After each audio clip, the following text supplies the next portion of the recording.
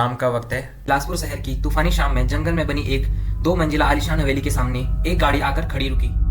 हवेली को अगर कोई भी बाहर से देखे तो भूतिया बंगले की तरह लगती है, लेकिन अंदर से ये किसी हवादार महल की तरह भी लगती है। चारों ओर घना काला जंगल है। उसी काले जंगल के बीच यह गांव बसा हुआ था। जंगल की कुछ दूराई पे बहुत पुराना शिव मंदिर था जो अब पूरी तरह से खंडर बन चुका था। इस गाड़ी में से 3 लोग बाहर निकले और ये हैं टूनी, राधिका और श्यामू। टूनी चिड़िया भूतों प्रेतों पे बिल्कुल भी विश्वास नहीं करती थी। इसका एकमात्र काम था अपने दोस्तों को भूत बनकर डराना और उनके साथ मस्ती करना था। और जो राधिका थी वो थी जो भूत प्रेतों से हद से ज्यादा विश्वास करती थी और सबसे ज्यादा डरपोक भी थी। जो श्यामू था उसको भूत प्रेतों में बड़ा इंटरेस्ट है और दिन भर भूतिया किताबें पढ़ना और पैरानॉर्मल वर्ल्ड में इंटरेस्ट लेने का बड़ा शौक था। जंगल में जो मंदिर था उसके अंदर एक साधु बैठा था। तभी पीछे से एक भक्त आकर बोला, गुरुजी, उस हवेली में तो वो वापस आ गए हैं पूरे 3 साल बाद। ये सुनकर पुजारी जी के चेहरे पर एक मुस्कुराहट आई।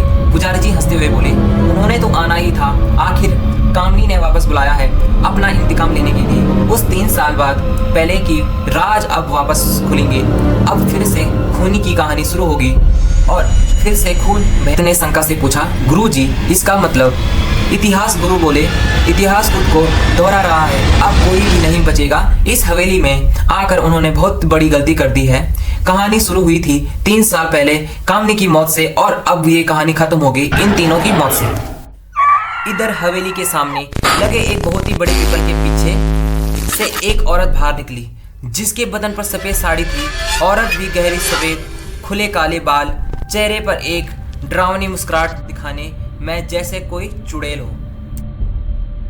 वो औरत हंसते हुए बहुत ही डरावनी आवाज में बोली, आज 3 साल बाद में आखिर तुम्हें वापस आना ही पड़ा। राधिका ने हंसते हुए बोला, तुझे ही बड़ा शौक है ना भूत प्रेतों से पकड़ने का, तो ठीक है, अब नीचे बैठकर तो भूत ही पकड़ते रहना, ठीक है। अब रात हो गई। चौकीदार वहां से बाहर निकला और हवेली के पीछे बने एक कब्रिस्तान की ओर देखते हुए बोल पड़ा कि मैं जानता हूं कि अब वो खून कहानी फिर से शुरू हो गई जो कि आज से 3 साल पूर्व कामनी के खून से खत्म हुई थी। भगवान ही जानता है कि अब यहाँ से कोई जिंदा जा पाएगा कि नहीं। मैं तो इतना जानता हूँ कि जब कोई भी लड़की असमय मरती है या फिर मारी जाती है तब होता है एक पिचासनी का जन्म, जो पिचासनी अपना बदला लेने के लिए किसी भी हद तक जा सकती है। श्यामू अपने कमरे में किताब लेकर बैठ गया।